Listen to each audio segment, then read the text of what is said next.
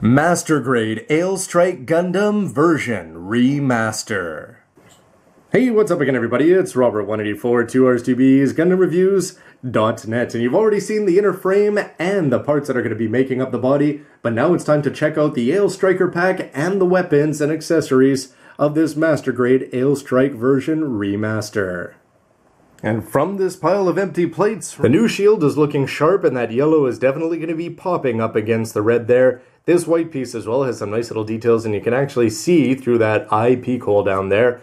And on the inside here, you're going to have this part. It's only going to have a couple options, but this part can actually detach, and you can put it either in or laying down there sideways. And this part is going to rotate around and allow that to attach into the elbow point. Some nice subtle lining is very possible down here, and it's got a gray addition up there for some extra color. And here's the old one, and you can see that the pattern up at the top is going to be different, as this one actually has some channels and triangles in there, and some more tick marks and some more little details there that you can go ahead. I went with my brown lining as usual there on the red. On the inside there, it's missing the gray part up at the top. You can line this however you want. There's actually a fair amount of detail carved into both. But for me, I really like the new pattern here on the inside as opposed to the old one. But they both just have the two options and this rotating piece. Just this one, because of those gray bars, looking better. The RM beam rifle is looking good, as it's actually made out of quite a few pieces of plastic there. You've got the back handle here and just lots of lining options. When you put this all together, you are going to have a clear piece there and a seal that you can go and cover that up with. I just went with some fluorescent blue in there just to mix it up a little bit. And the same for the light piping. And this piece down here is going to be a small piece which you actually attach on separately. And compared to the simplicity of the old one here, although it does also have a clear scope, really there's no contest in terms of looks.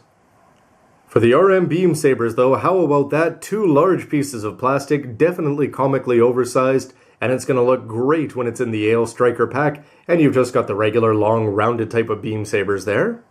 Here's the Armored Schneider's old on top there, and the remaster one on the bottom, so it's actually going to be shorter, even though it is going to have some more details. And for both of them, I went with some Mr. Hobby, Mr. Color, just some silver spray paint there. It's a big step up on the generic white. Just too bad it's another edge there for the old school one.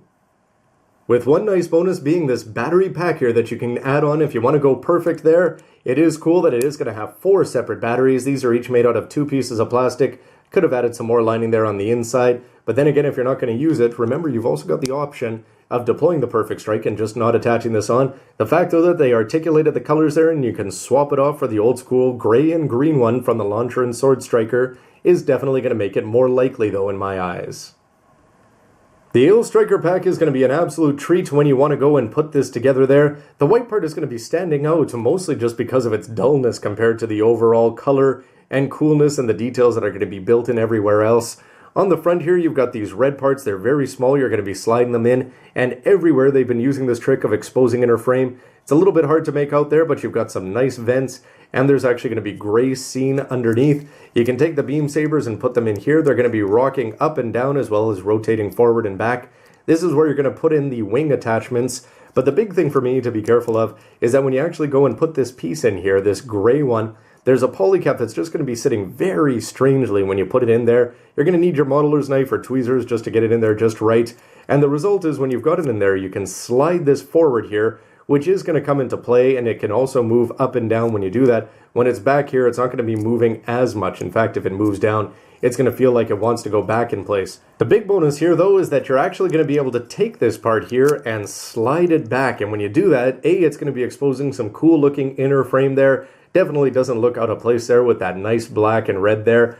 But if you take a look on the side there, all of a sudden you've got a different size hole there. That's going to come into play if you want to go and attach on the sword holder. And on the other side, you're going to have a totally different one there. You've got this custom piece that you can actually take, plug that in, and then you're going to be able to get the launcher and the swords both attached on, which is definitely going to come into play if you want to go perfect.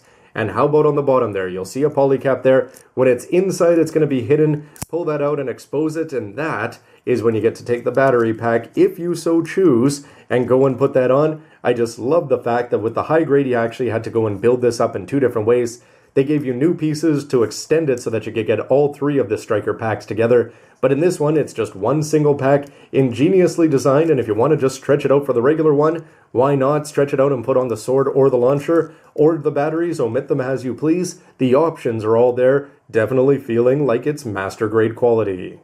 The wing flaps are going to feel okay once they're put together, but getting them there is a little bit tricky, as these parts here, you can see that they're going to go up and down. Look at that swing radius there. Looking fantastic in any up or down position there. You've got some lining options, top and bottom, as you'd expect. The only thing is, it is going to feel really flimsy when you put it together, and even then, it doesn't feel all that secure with this piece. There's actually gray there, even for more inner frame there on the inside. It just doesn't feel that secure, but on the plus side, it's going to be moving down there nicely, so you can get it out of the way, force impulse style.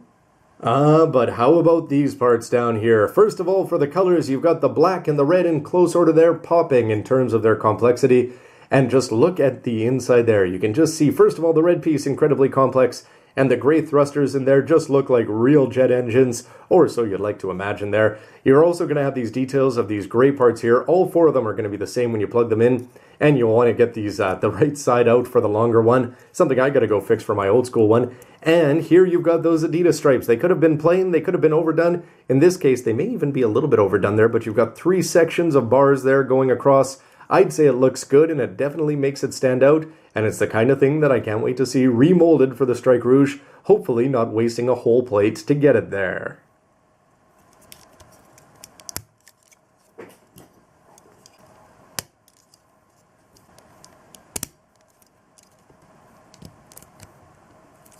So folded up first here, this is going to be looking pretty cool. That white part is really going to get lost now as you add on a lot more black and red. But if you see this part here, it's actually really neat.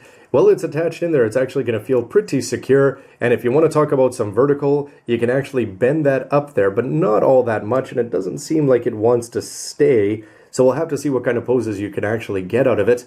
If you bring it out, is that going to help it? Well, not really. However, the plus is if you want to go and move that down, you'll notice that it's actually sliding out on its own, and then you can just replace it there. So that's going to be really nice that you can just take that and get it in the down position, especially if you've got too many lead Gundams on your shelf, let's say.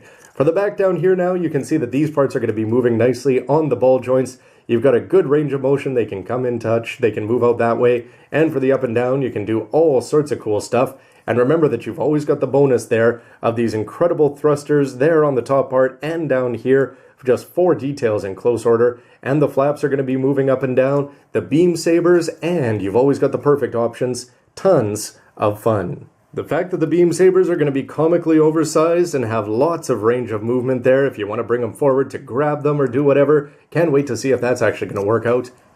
And if you want to go perfect strike here and you pull this back, you're going to want to be careful that you're not dislodging those red covers there. You can go back, you'll see the polycap exposed there on the inside. Battery pack in. This is definitely worth the price of admission, or so it would seem, for the remaster. Can't wait to actually see it. It's looking great there. The battery pack never sold me, but once you've got the gray and the white in short order there, I'm actually becoming a fan, and just the amount of details here, this is screaming Master Grade 2.0. Very, very impressive. Overall, it was a lot of fun putting this together here, even though I had built the old school Master Grade Strike just not long before this one. Did not feel repetitive whatsoever because it was just great to see the inner frame and the way the parts are going to be exposing it, and you've just got the gray details all over the place, especially in the waist section there with the added functionality. Same thing for the details in the arms and the chest, and just the fact it's got that ab movement. Incredible details there. The cockpit hatch is looking better. And if you want to get into the actual details, the shield and the beam rifle, both are going to be a big step up for the new one, as opposed to the old. And that Aile pack back there, nothing but good things to say about it once you get past that strange polycap, and you don't mind trying to slide it out and it just the red part's falling off. Quick daub of glue would fix that up very easily. And for the head, definitely less wide and definitely going to stand out even more, I'd say. And it's the kind of thing where the perfect is going to be implemented this well, or on the Aile Striker pack anyway. Can't actually wait to see it in action. Anyway, everybody, please let me know your thoughts on the new one compared to the old one. How do you think of the differences? Do you still like the old school simple aesthetics? Or do you like the way that they're going here? Do you wish they had gone further and sort of gone real grade with multiple color panels and the sort of 3.0 approach that I suppose is going to be taking over for Gundam from here on in? Nonetheless, stick around. It's time to put this guy together. Thanks for watching, everybody. Please let me know what you think with a comment down below, and we'll see you next time. Bye.